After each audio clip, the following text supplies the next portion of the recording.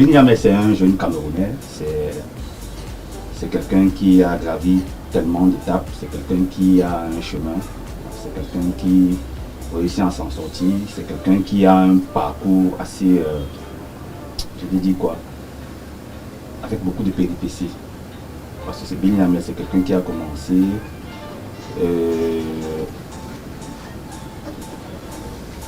Billy Niamey, c'est quelqu'un qui a fait les études de gestion.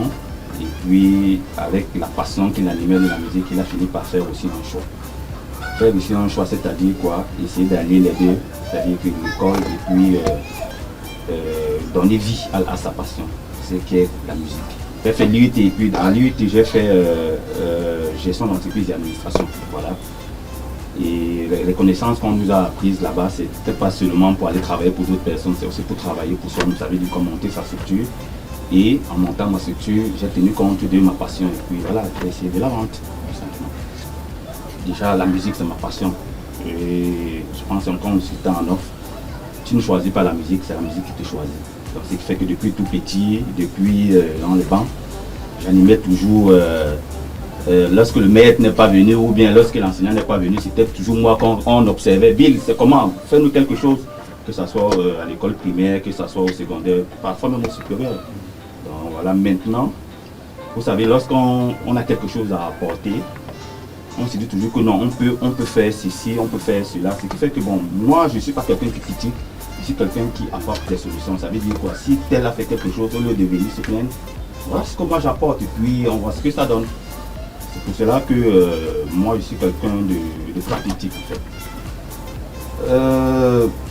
Je ne sais pas si je peux appeler ça profession parce que déjà, je vais vous raconter une histoire. J'ai démissionné parce que j'ai travaillé après mon diplôme. J'ai travaillé pendant 3 ans. 3 ans. J'ai démissionné parce que justement, je n'arrivais plus à lier les deux et il fallait faire un choix. Parce que quand on ne vous demande pas la musique, elle bouffe énormément de temps. Et quand on veut vraiment être professionnel, il faut savoir ce qu'on veut. Il faut donner le meilleur et tellement ça prend du temps. Voilà, il faut faire un choix.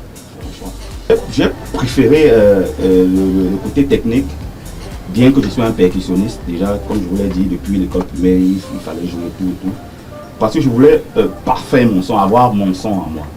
Parce que vous savez, lorsque chaque fois que vous... Parce que je me souviens dans le début, avant même que je n'aie le studio, quand je travaillais avec les jeunes artistes, on allait enregistrer ailleurs. Et je n'étais pas content.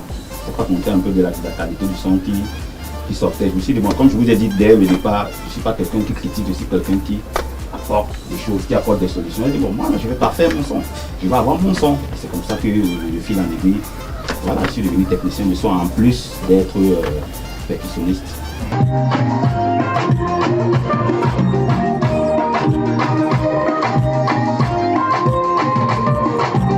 Fait d'armes, pour dire, j'ai participé sur beaucoup de projets.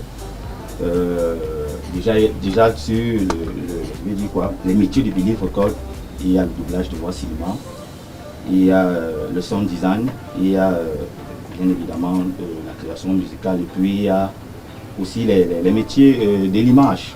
Donc voilà, maintenant, vous savez, on ne peut vraiment pas savoir à quel moment on a été professionnel. Au fur et à mesure qu'on est sollicité, au fur et à mesure qu'on la demande elle est grande, on se rend compte que notre emploi de temps il est assez chargé et puis voilà, on commence à gagner sa vie avec.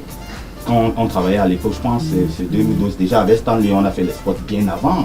Stanley il y a une histoire, on a fait beaucoup de spots passés à l'époque avant que Stanley ne soit l'artiste confirmé qu'il est. C'est quelqu'un qui a beaucoup fait les spots et c'était l'une de mes voix principales en fait. Je pense que c'est depuis 2008, 2009, 2010 par là, on fait plusieurs spots.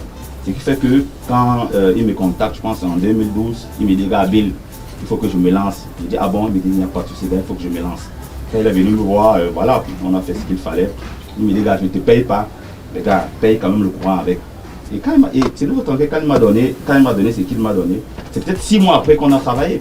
Parce qu'il savait ce qu'il voulait et c'est l'un des artistes qui m'a vraiment marqué dans sa façon de faire. Il savait ce qu'il voulait et je me souviens lors des making-of, il était déjà star dans sa tête, c'était déjà du moins, le son était déjà un succès. Et puis voilà, ça donne ce que ça a donné en 2013. Je pense que 2013 c'est l'année franche. Quand l'album c'est Soldier Like Ma Papa, j'ai fait je pense 3 ou 4 chansons à l'intérieur, dont Un Père qui est un des tubes. Voilà.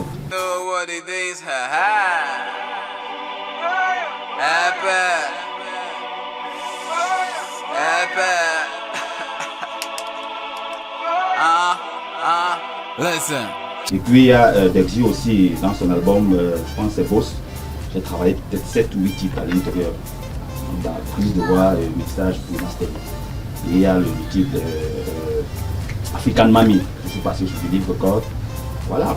Il y a Tu dors, ta vie dort. Ce que je donne là, c'est important de le dire parce que